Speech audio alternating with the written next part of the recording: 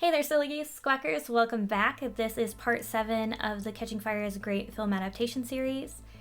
Remember, we are not here to decide whether the books or the movies are better. You can enjoy them both, that's great. We just want to acknowledge how the movie made changes that affect the story that we're being told, and how that story is being interpreted. This time we are focused on the Quarter Quell, the Victor Quell, and the reading of the card, as well as how the victors prepare for the reaping.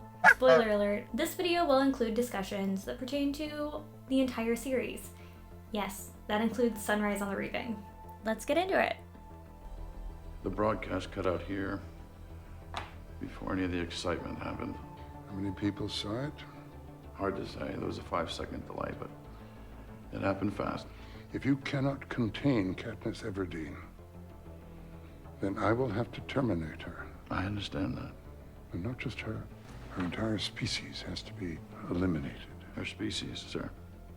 The other victors, now because of her, they all pose a threat. There's a way we can still win. It's what we game makers like to call a wrinkle. Because movie Plutarch and movie Snow have decided to employ a political strategy where they have the public executions and public punishments recorded and broadcast across the country has seen Gale's whipping and Katniss, Haymitch, and Peeta standing up against the peacekeepers. She now poses a threat to the control that the Capitol and Snow have, which makes sense given the world that the film is portraying. But this broadcast didn't happen in the book. How do we know that? First, we hear no mention of this moment from anyone outside of District 12. And it wouldn't make sense for the book's capital to be broadcasting punishments like this. They're still trying to keep the rebellion under wraps. We know that weeks after this whipping takes place, Katniss has to do a photo shoot so that the people of the capital can choose what her wedding dress will be. She's still being used as a distraction for their people. But it's also during that scene that we learn that the capital is facing problems, supply problems, for a lot of goods. By the time I'm ready to be dressed, their complaints about the difficulty of getting different products, from crab meat to music chips to ribbons, has given me a sense of which districts might actually be rebelling. Seafood from District 4, electric gadgets from District 3, and, of course, fabrics from District 8. The thought of such widespread rebellion has me quivering with fear and excitement.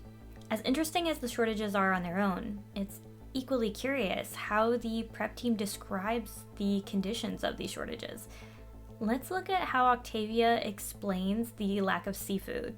Because the weather's been so bad in District 4. Not that there's been any rebellions, not that there's been any issue at all, that the weather is bad. But it's not just the capital people that are out of the loop here. I believe in one of the past videos in the series we talked about how much access to capital information and information about the other districts that district people have. While we know that the executions of the rebellion leaders in District 8 were televised within District 8, we also know that Katniss knew nothing about them. That suggests that they weren't broadcast across the country. And why would they be? Showing the executions of these leaders so early in the rebellion would indicate to the people in the districts and in the capital that the capital is losing control. There is no way that Snow is letting that get out. So this conversation between Snow and Plutarch about getting Katniss under control is frankly unlikely to have occurred at all in the books. And I also believe it's unlikely that Plutarch is responsible for the change in the Quarter Quell theme for the 75th games, partially because of how I interpret these lines.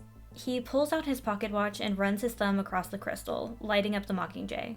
Of course, when I showed you this, I was merely tipping you off about the arena. As a mentor, I thought it would be a first step toward gaining your trust. I never dreamed you'd be a tribute again. I want to acknowledge that there is room for interpretation here. He doesn't just come out and say that he didn't think he'd have the opportunity to change the card, but he also frames it from the perspective that he had when he showed her the watch during the victory tour. And at that point, even if the film is correct, he wouldn't have known that that was an option, really. Either way, like Katniss, I'm inclined to think that the Quarter Quell card was rigged. I absolutely believe that. I just am not convinced that Plutarch is the one who rigged it. I think that was entirely Snow's call, and I'll explain why after we see the reading of the card. Ladies and gentlemen, this is the 75th year of the Hunger Games.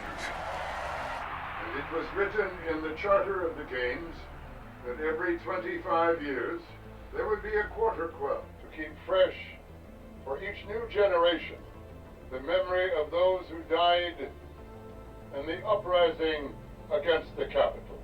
Each Quarter Quell is distinguished by games of a special significance. We celebrate the third Quarter Quell as a reminder that even the strongest cannot overcome the power of the capital.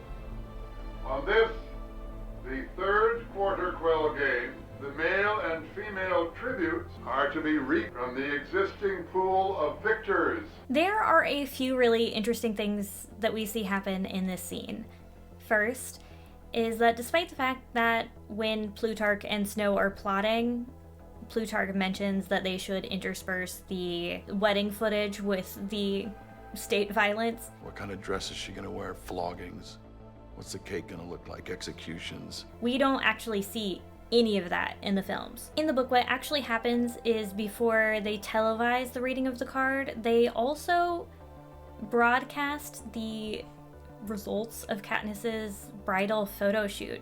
It's an opportunity for the capital people to weigh in on what dress she should wear to her capital wedding. For the book's version of the capital, this moment is essential because this is how Snow communicates to his people that he supports Katniss and Peeta, that they are no threat to the capital at all, that he too sees their wedding as cause for celebration. This gives him cover because surely the capital isn't planning on killing Katniss. Look at all the time and resources they've invested in her wedding. Look at how much attention it's getting. Then, oh no, the Quarter Quell says that the victors are going to be tributes this year. What a stroke of bad luck. By skipping this reality TV moment for the capital in this scene, what we see instead, at least implied, is that the change to the Quarter Quell, the alleged change, presumed change, is a result of retaliation. Katniss stood up to the peacekeepers, and now the district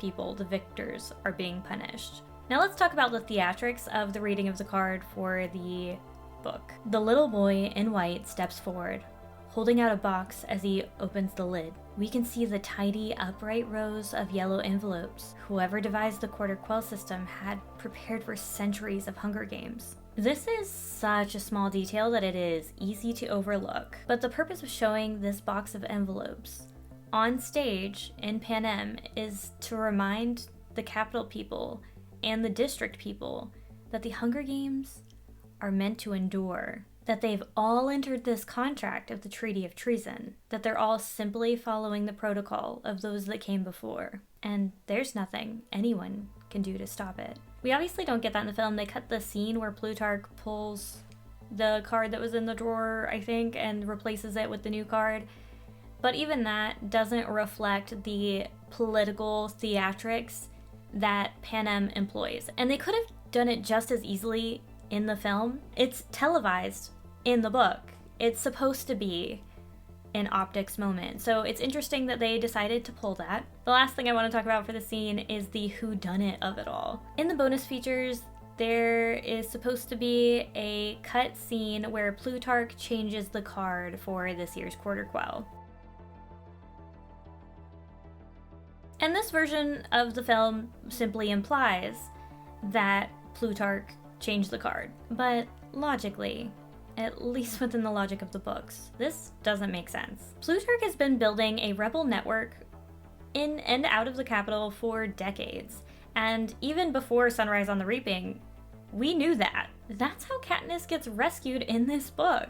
It does not make sense for a man who has spent so much of his life building this network of allies to risk so many important players. Not Katniss, not Joanna, Not Finnick, not BT, especially not BT. Following the logic of the books, it makes a lot more sense for Snow to have been the person to have changed the card. He doesn't need the victors alive. Given the ring that Snow is running, the victor most likely to affect his bottom line was Finnick, and everyone can see that that arena was almost hand-tailored for him. If there had been no rebel plot, Snow would have gained a lot by having a Victor Quell. In each district.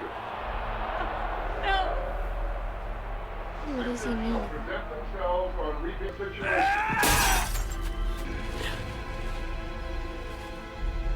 First, let's start with how much I love that we got the reactions of everyone here.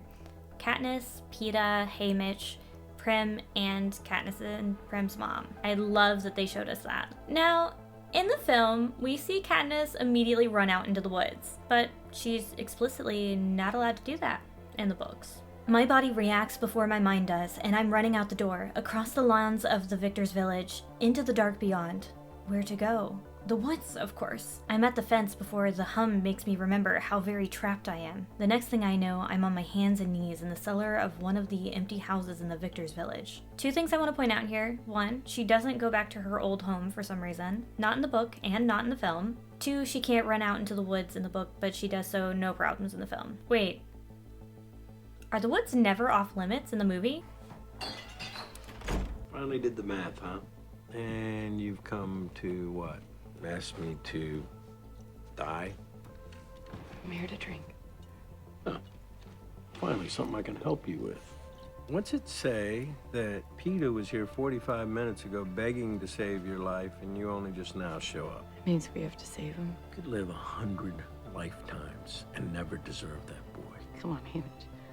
Nobody decent ever wins the game. Nobody ever wins the games, period. There are survivors. There's no winners. If they call his name, I'll volunteer in his place. Haymitch, thank you. But if they call my name and Peeta volunteers, there's nothing I can do. You can help him in the arena. Like you did for me. I think these games are gonna be different. Peeta lives, not me. Promise me. They handle this conversation really well. It conveys everything it needs to. We don't really see Katniss get wasted, but that probably has more to do with the rating than anything else. Who knows?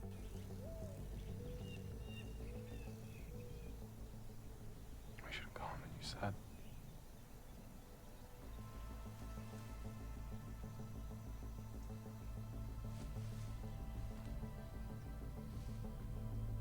Weird. I guess they really never made the woods off limits in the films.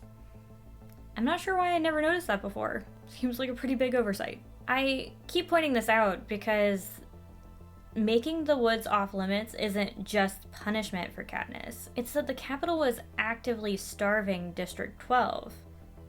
And everyone at this point knows that there are resources out in the woods around 12 because that's how Katniss and Gale have been keeping their families alive. A capital trying to starve its people would not allow that access to continue. It just doesn't make sense. Anyway, this conversation does more or less happen where Gale says that they should have left when she said before, and she disagrees. But it's after she talks to Haymitch, like immediately after, and she is literally pouring alcohol down his back on accident as he holds her. Then she passes out. The movie, on the other hand, does show her kiss him for love triangle reasons.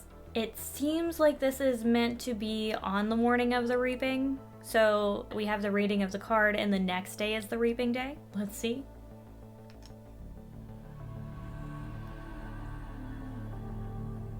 Yeah, based on the fact that they cut to her being escorted by peacekeepers to the reaping, I'm going to assume that this is the next day. So we have a pretty compressed timeline, which is fine. It's a movie. I know we only have like, I don't know, 2 hours or whatever to get through all of the stuff that's covered in this book. I get it. But let's talk about what they cut between Gale telling her that they should have run away and the reaping day.